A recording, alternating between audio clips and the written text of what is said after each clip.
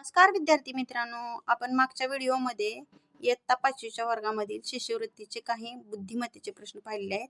आज आपण इयत्ता 5वीच्या वर्गामधीलच बुद्धिमत्तेचे काही प्रश्न पाहणार आहोत. तर बघा, प्रश्न क्रमांक पहिला पाहूयात आपण. त्याच्यामध्ये बघा, पुढील संख्या मालिकेत प्रश्नचिन्हाच्या जागी कोणती संख्या येईल? तर प्रश्नामध्ये बघा, आपल्याला काही संख्या मालिकामध्ये काही संख्या दिलेल्या आहेत. तर बघा, याच्यामध्ये 1, 4, 9, 16, 25 आणि 36 दिलेला आहे. तर पुढे प्रश्न दिलेला आहे, त्याच्या पुढे काय येणार आहे? तर बघा, याच्यामध्ये लक्षपूर्वक जर पाहिलं तर आपल्या लक्षात येईल की ह्या ज्या संख्या दिलेल्या आहे संख्या मालिकेत, त्या सर्व काय आहेत? वर्ग आहेत. कोणत्या ना कोणत्या संख्येचे वर्ग आहेत. तर आपल्याला वर्ग मालिका पाहिजे आहे. कच्चा पेपर घेतलेला आहे मी इथं. तर बघा, आपल्याला जी पहिली संख्या दिलेली आहे 1, ती हा 1चा वर्ग आहे. त्याच्यानंतर पुढची संख्या आहे तो 2चा वर्ग आहे. त्याच्यानंतर 9 जी संख्या आहे तो 3चा वर्ग आहे. नेक्स्ट 4चा वर्ग येईल 16. त्याच्यानंतर 5चा वर्ग येईल 25. त्याच्यानंतर 6चा वर्ग येईल आपल्याला 36 येईल. म्हणजेच प्रश्नचिन्हाच्या जागी कितीचा वर्ग आला पाहिजे? 7चा वर्ग आला पाहिजे. आणि 7चा वर्ग किती येतो? 7 7 49. तर उत्तर जिथे 49 येते ते उत्तर येईल. तर उत्तर पर्याय क्रमांक 1 येईल. पुढची बघा, पुढचा प्रश्न जो आहे तो बघूयात आपण. पर्याय क्रमांक 1 उत्तर येईल ह्या प्रश्नाचं. पुढचं बघा, पुढील आकृत्यामध्ये विशिष्ट प्रकारचा क्रम दिलेला आहे. ह्या 1, 2, 3 आणि 4 ह्या 4 आकृत्या ज्या आहेत त्याच्यामध्ये विशिष्ट प्रकारचा क्रम वाढता किंवा कमी झालेला दिलेला आहे. तर तो आपल्याला शोधायचा आहे. ते क्रम ओळखून आपण तो क्रम शोधून किंवा ओळखून प्रश्नचिन्हाच्या जागी म्हणजे इथे जागी कोणती आकृती येईल ते शोधा. आता बघा, आपल्याला दिलेली आकृती जी आहे ती आकृती बघा अशीच असेल. कच्चा पेपर दिलेला आहे आपला. तर कच्च्या पेपरवर आपण सेम अशीच आकृती काढूयात. आकृती काढलेली आहे बघा. इथे आपल्याला उभ्या आडव्या अधिकाच्या चिन्हातल्या रेषा आहेत. परत त्याच्यातूनच मध्यभागातून फुलेच्या चिन्हाची खूण असलेली रेषा आलेली आहे. तर अशा आकृती पहिल्यांदा दिली आहे. त्याच्यामध्ये बघा, पहिल्या इथं रंगवलेलं आहे इथं. त्याच्यानंतर दुसऱ्या ह्याच्यात याच्या विरुद्ध दिशेने रंगवलेलं आहे. लक्षात आलंय? इथे पहिली रिकामी जागा आहे, दुसरं इथं रंगवलेलं आहे, तिसऱ्या ह्याच्यामध्ये बघा इथं रंगवलेलं आहे. दिसतंय?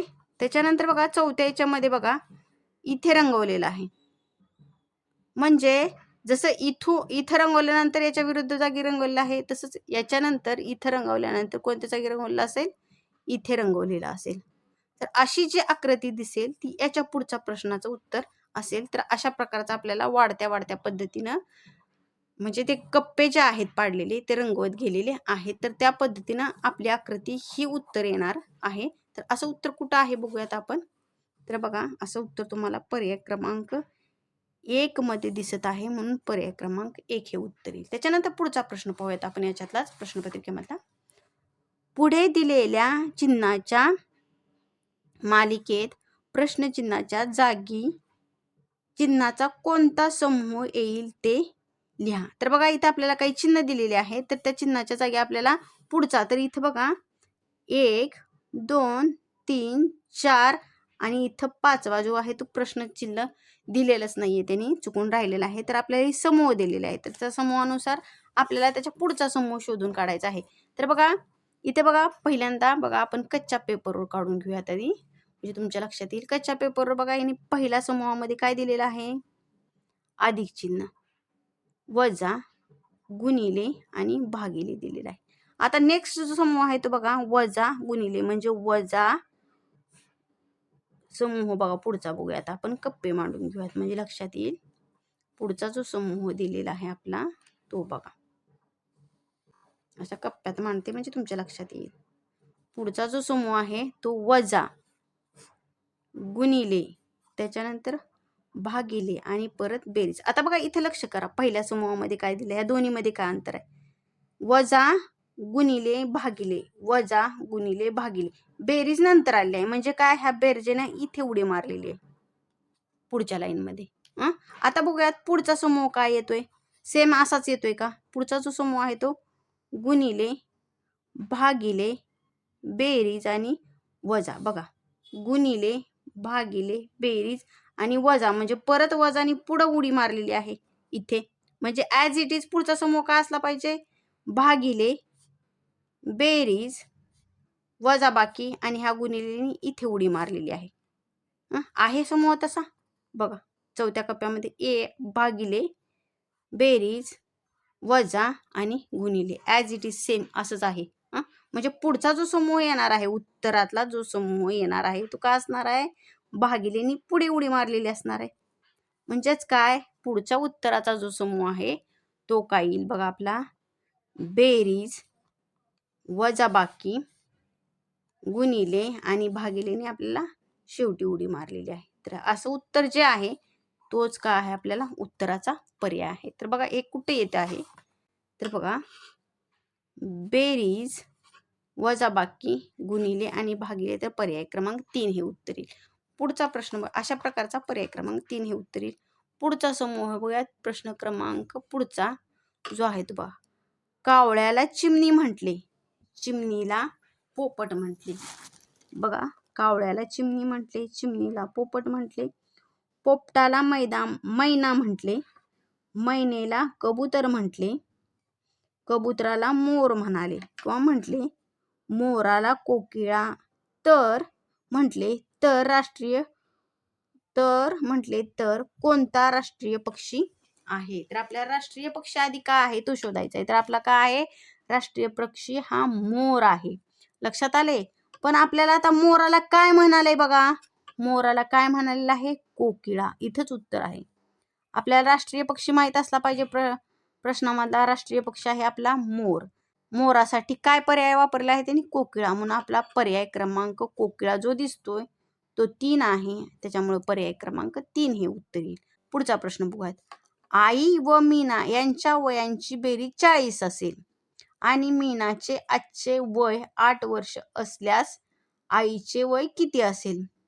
तर याच्यामध्ये बघा, आई व मीना यांच्या वयांची बेरीज किती आहे, 40 आहे. तर आपल्याला इथं साधा प्रश्न आहे. याच्यामध्ये त्या दोघींच्या वयांची बेरीज किती दिलेली आहे, 40 वर्ष दिलेली आहे. तर मीनाचे वय किती आहे, 8 वर्ष आहे. 8 वर्ष म्हणजे आई किती वर्षाची असली पाहिजे, आई जी आहे ती आपली 40 वजा 8 करावं लागेल. तर त्याचं उत्तर येईल आपल्याला 32 वर्ष.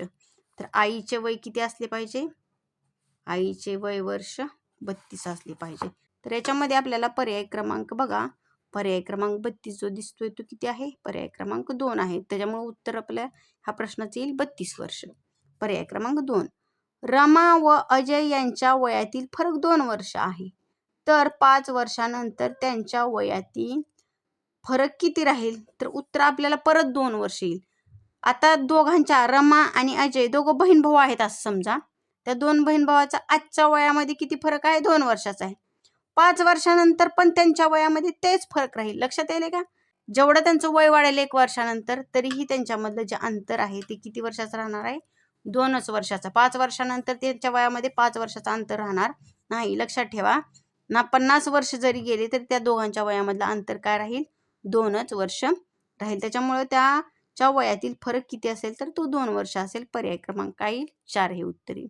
त्याच्यानंतर पुढचा जो प्रश्न आहे तो बघा, पुढील आकृतीत त्रिकोणांची संख्या किती आहे ते बघा.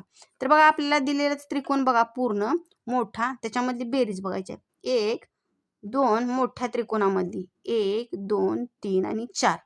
आता हे 4 जे त्रिकोण आहे याच्यामध्ये एक ट्रिक वापरायची आहे. जेवढे त्रिकोण असतील त्याच्यामध्ये, हे 4 त्रिकोण दिलेले आहेत त्यांनी 1, 2, 3 आणि 4. ह्या त्रिकोणामध्ये 4 त्रिकोण दिले आहेत. तर त्यांची बेरीज बघायची 1, 2, 3 आणि 4. आणि 4 मध्ये उतरत्या क्रमाने संख्या मांडली जायची, 4, 3, 2 आणि 1.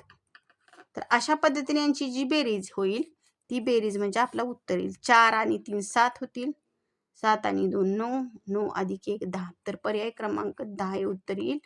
म्हणजे त्रिकोणाची संख्या किती येईल, 10 येईल. तर बघा इथं जिथं 10 दिसेल हे बघा, पर्याय क्रमांक 2 हे उत्तर येईल. तर अशा पद्धतीने आपल्याला आपल्या दिलेल्या प्रश्नांची उत्तरे सापडतील. बुद्धिमत्तेचे आता 5वीच्या वर्गातील काही प्रश्न आज मी घेतलेले आहेत. तर माझा व्हिडिओ अवश्य बघा. माझ्या व्हिडिओला लाईक करा, शेअर करा आणि सगळ्यात महत्त्वाचं माझ्या चॅनलला सबस्क्राईब करा. धन्यवाद.